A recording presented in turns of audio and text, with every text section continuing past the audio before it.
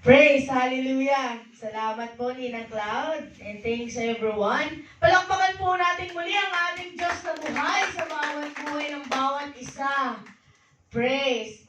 So, we are moving forward sa pagpapatuloy po ng ating gawain. Sabi naman po, hindi rin naman po kumpleto ang ating gawain kung tayo po ay walang encouragement from the past week.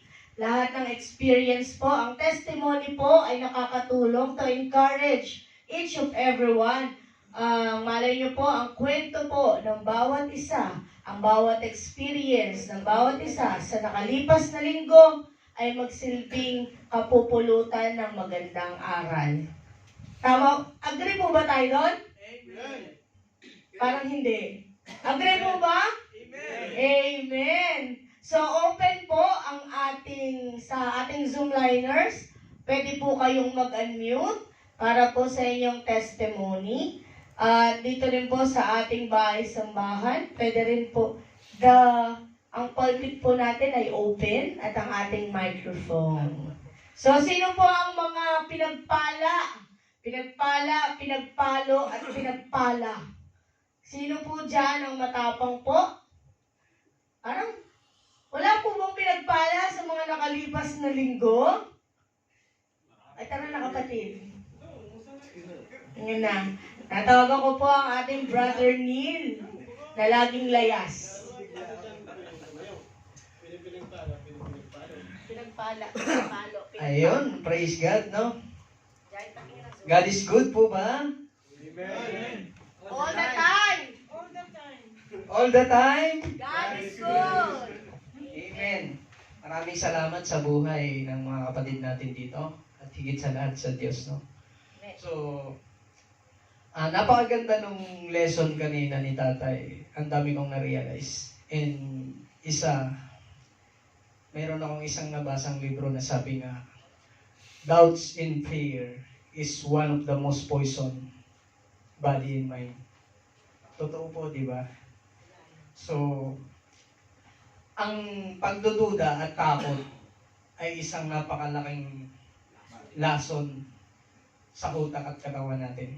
Amen. Pag tinamaan ka ng takot sa body mo, sa utak mo, damay ang katawan mo, din wala na. Hindi po talaga ako nagbabasa ng Bible, although, pero nasa Bible pala lahat yung mga natututunan ko. And mas gusto ko pang i-explore yung sarili ko na siguro ilagay ko sa list ko na magbabasa na ako ng Bible every twice a week siguro. Yes. Although, mahilig naman po talaga ako magbasa bata pa, kaya lang yung Bible kasi napakasarap, lalo siguro mas higit pa doon sa mga binabasa kong libro. Amen. And isa po yun talaga yung fear and doubts. And isa sa napatunayan ko nung nakaraang linggo na yung trabaho ko talaga medyo worse. So may biglang assignment na naman na binigay sa akin. Napaka-worse talaga kasi pumapasok ako doon sa tangke ng gas. Sa floor talaga doon sa tank ng gasolina. Within PPE static, no static uniform. So napaka-worst po talaga kasi once na magkamali ka, isang cellphone lang na hindi mo naiwan at nadala mo doon sa loob ng tank, sa pagkakamali lang. Hindi na ako maiuwi sa Pilipinas siguro. Kung sumablay ka ng isa talagang as in. So, pinag-pray ko sa kay God na sabi ko kung talagang ito yung bagong bagong experience mo, ibibigay mo ulit sa akin, okay lang, tatanggapin ko. And nag-pray ako na doon ko talaga nalaman na pag hiniling mo, nag-i-exist talaga si God para sa iyo. Amen. Kasi yung pong assignment ko, although tuloy-tuloy naman siya, kaya lang mas nilawakan pa namin yung pag-aaral sa safety. So hindi na po ulit ako pinapasok doon sa tangke aantayin namin yung uniform within static para mas safety yung trabaho. And Amen. praise talaga na malalaman mo na nag-i-exist talaga si God. Pag hiniling mo, ibibigay po talaga sa iyo. Yan lang po at maraming salamat.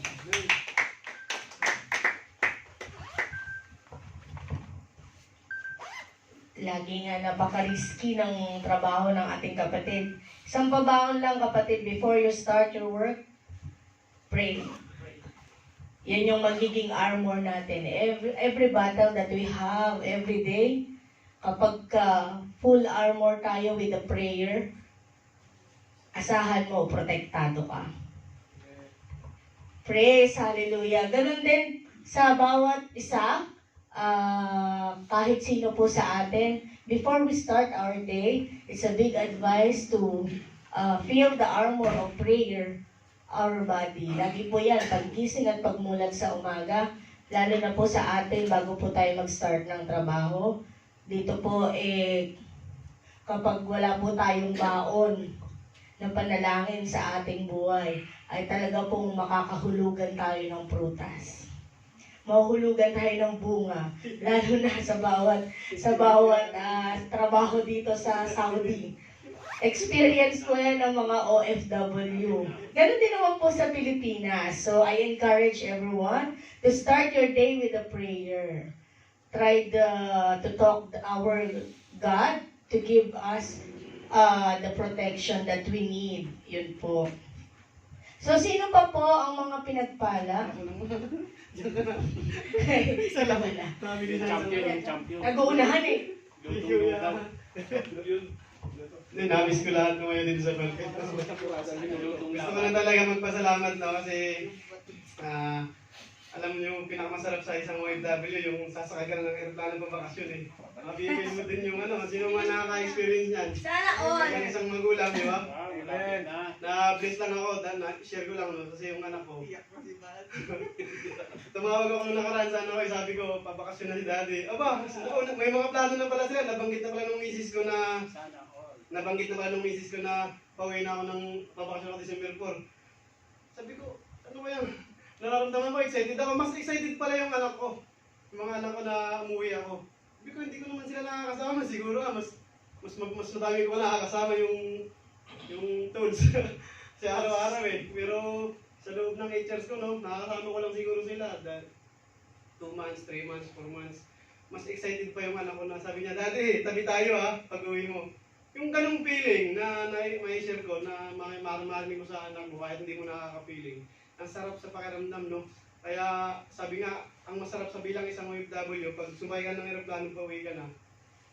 Yun talaga yung napipil ko na glory to God. Kasi hindi mo nakakausap yung anak mo, hindi mo nakakasama, minsan lang kayo mag-usap, may trabaho. Pero yung ng Panginoon, yung binibigay na kalakasan, yung binibigay na pagmamahal bilang isang mag-ama kayo, maging mag-anak, nandun yung pagmamahal kahit di kayo nag-uusap Kaya nung marinig ko yung, Daddy, tabi tayo pagtulog mo Sabi ko ba, yung anak ko, nagsalita naman pati yung mga anak ko, punta tayo sa ganito, ang sarap. Kaya nagpapasalamat ako sa Panginoon, bilang yung magkalayo kami ng anak ko, bilang hindi kami nagkikita, yung madalas nagkausap, pero yung pagmamahal, nandyan, lagi. Kaya bilang isang mga magulang, ang sarap, pakiramdam. Kaya bakasyon tayo, at na-approve naman, kaya glory to God. Wow, sana all. Yan ay ito, pagpapaling-paligay ko ito. Wala na. Nag-out na. Ay. Wala na yata yung aking andyan nakakonect kanina ito. Yan, apo ko. Sino ba yan? That's Apo- Kate. apo ko Nagtatanong yan. ako, sino kaya sila? Apo ko. Nagpalit si lang anak kami ni kasi Jenny Lee. open yung video kanina. Nagpalit lang daw ng video. So, bago ako magpatotoo, meron akong babasahin sa inyo, Ano na lang yun itong verse na ito? Jeremiah 29:11. Sabi dito, sapagkat nalalaman ko ang mga pag-iisip na aking iniisip sa inyo, sabi ng Panginoon, mga pag-iisip tungkol sa kapayapaan at hindi tungkol sa kasamaan, upang bigyan kayo ng pag-asa sa inyong huling wakas. Amen? Napakaganda ng verse na ito, Alam niyo po, nung ako'y pumunta rito sa gitnang silangan, ang plano ko, makaipon lang ako. Isang kontrata. Yun yung plano ko dati. Isang kontrata lang, makaipon lang ako, okay na. Pero iba pala yung plano ng Panginoon, no? Iba yung plano ng Panginoon na binigay sa akin, no? So, nagpapasalamat ako sa Panginoon dahil nung dumating ako rito, hindi ako pinabayaan ng Panginoon. Hindi ako napunta sa masamang mga gawa, no? Dito ako naglagi sa TCF. At yung pagpapala ng Panginoon dito sa TCF ay binigay sa akin, no? Nakamit ko lahat yung mga pagpapala. Nagkaroon ako ng kaginawahan sa buhay. Lahat ng mga pagsubok na mga naranasan ko, nalagpasan ko. At higit sa lahat, yung ginagamit na ako dito sa iglesyang ito. Amen? So mga kapatid, katulad nga ng verse, ano? Lahat tayo may plano ang Panginoon sa atin. No? Huwag niyong isipin na hindi ko kaya yan. Hindi ko ayaw kong maglingkod sa Panginoon, ayaw kong magpagamit sa Panginoon. Tagapakinig lang ako. Hindi ganon. Lahat tayo mga kapatid gagamitin ng Panginoon. Bawat isa sa inyo may plano ang Panginoon. Amen. Amen po. So glory to God. Dahil ako po ay na-ordain na as a pastor dito sa TCF. Purihin ng Panginoon. At katulad nga ng panalangin ko, meron pa akong 52 years old na ako, mag-53 na. So sabi ko yung natitira kong buhay, ilalaan ko na para sa Panginoon. Amen. Yun lang po. Maraming salamat. Yan, nakakapit ulit yung prutas. Glory to God para po sa lahat ng na-ordain last week sa naging pastor at pastora. So, congratulations po.